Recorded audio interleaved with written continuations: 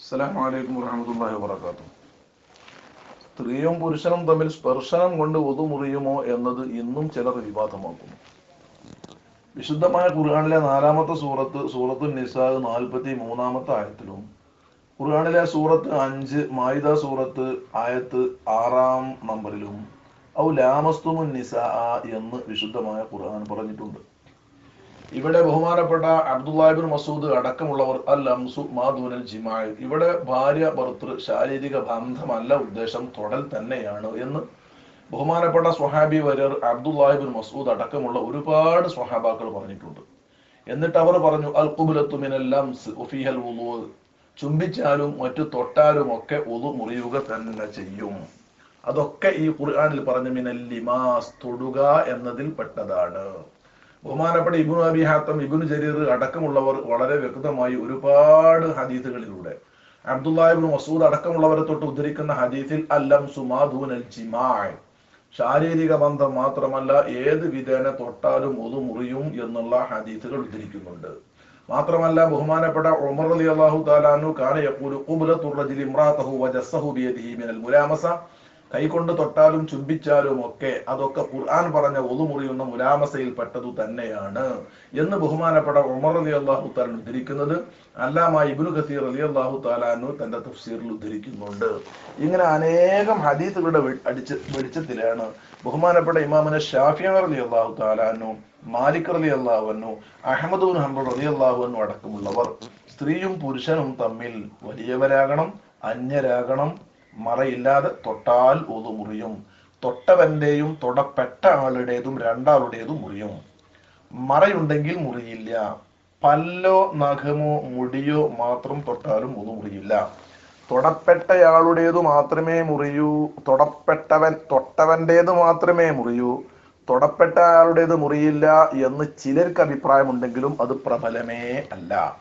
ചുരുക്കത്തിൽ അന്യ ആളുകൾ, ആണും പെണ്ണും വലിയവരായ ആളുകൾ തമ്മിൽ മറ കൂടാതെ തൊട്ടാൽ ഒതു മുറിയുക തന്നെ ചെയ്യും.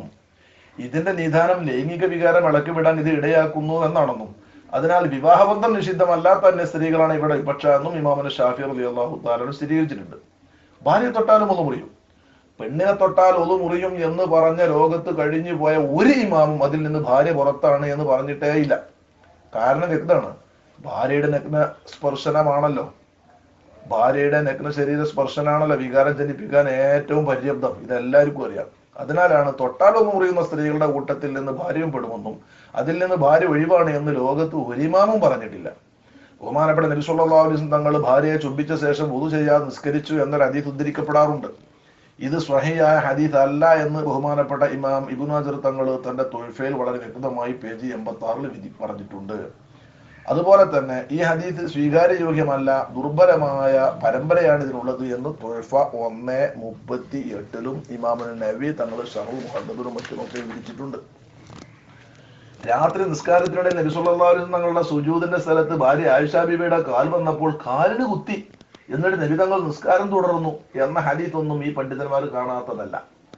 അവിടെ മറയുണ്ടായിരുന്നു എന്നും മൂടി പുതച്ചുറങ്ങുകയായിരുന്ന ആയിഷ ബീവി ആണ് അവിടെ ഉദ്ധരിക്കുന്നത് എന്നും പല സാധ്യതകളും ഉദ്ധരിച്ചുകൊണ്ട് ഇമാം ഷറഹ് നബവി, ഇമാം ഷറഹ് മുസ്ലിം 3:203 പേജിലും ഷറഹുൽ മുഹദ്ദബ് 242 പേജിലും വ്യക്തമായി ഉദ്ധരിക്കുന്നുണ്ട്.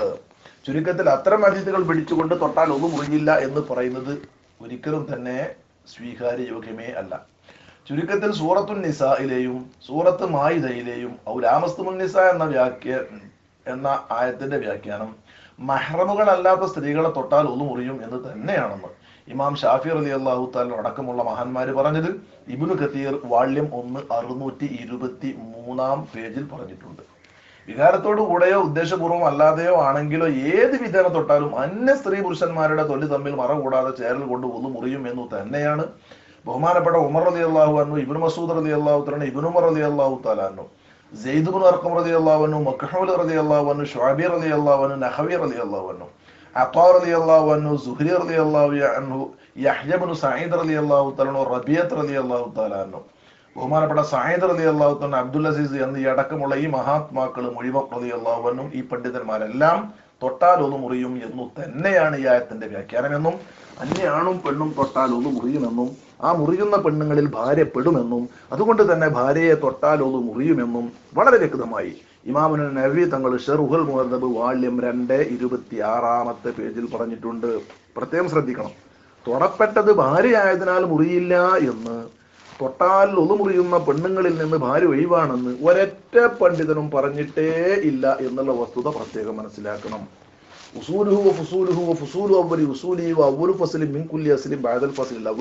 തൊട്ടാൽ മുറിയാത്ത കൂട്ടത്തിൽ ഉമ്മയും ഉപ്പാന്റെയോ ഉമ്മാന്റെയോ ഉമ്മമാരും വലിയുമ്മമാരും, നേരെ സഹോദരിമാരും സഹോദരിയുടെ മക്കളും, ബാപ്പാന്റെ സഹോദരിമാര് ഉമ്മാന്റെ സഹോദരിമാര്, ഇങ്ങനെ ചില സ്ത്രീകൾ മാത്രമാണ് അതിൽ നിന്ന് ഒഴിവ്. അല്ലാത്ത സ്ത്രീകളെ അഥവാ ഭാര്യയുടെ ജ്യേഷ്ഠത്തി അനുജത്തിമാരെ തൊട്ടാൽ ഒന്ന് മുറിയും. പിതാവിന്റെ സഹോദരങ്ങളായ എളാപ്പ മൂത്താപ്പാരുടെ ഭാര്യമാരെ തൊട്ടാൽ ഒന്ന് മുറിയും. അമ്മാവന്റെ ഭാര്യയെ തൊട്ടാൽ ഒന്ന് മുറിയും. ഇവരുടെയൊക്കെ മക്കളെ തൊട്ടാൽ ഒന്ന് മുറിയും. ഇതൊക്കെ മുറിയുന്ന കൂട്ടത്തിലാണ്. തന്റെ ഭാര്യയുടെ ഉമ്മയെ തൊട്ടാൽ ഒന്ന് മുറിയില്ല. നേരെ മറിച്ച് ഭാര്യയുടെ ഉമ്മ അല്ലാതെ അമ്മോശന് മറ്റൊരു ഭാര്യ ഉണ്ടെങ്കിൽ അവരെ തൊട്ടാൽ ഒന്ന് മുറിയും. ചുരുക്കത്തിൽ ഒതു മുറിയും എന്നുള്ളത് തന്നെയാണ് പ്രബലമായ അഭിപ്രായം. എന്തെങ്കിലും ആയത്തുകളും ഹദീസുകളും ദുർവ്യാഖ്യാനം ചെയ്ത് പാവപ്പെട്ടവന്റെ ഇബാദത്തുകൾ ഫാസിദാക്കുന്നതിന് പകരം എങ്ങനെയാണോ മുൻഗാമികൾ പറഞ്ഞത് എന്നും സൂക്ഷ്മത എന്നും മനസ്സിലാക്കി മാത്രമേ മൗലവിമാർ ഇவ்விധ വിഷയങ്ങൾ പാവപ്പെട്ട ജനതയ്ക്ക് നൽകാവൂ എന്ന് സവിനയം അപേക്ഷിക്കുകയാണ് മുഹമ്മദ് ബാക്കവി മുണ്ടംപറമ്പ്.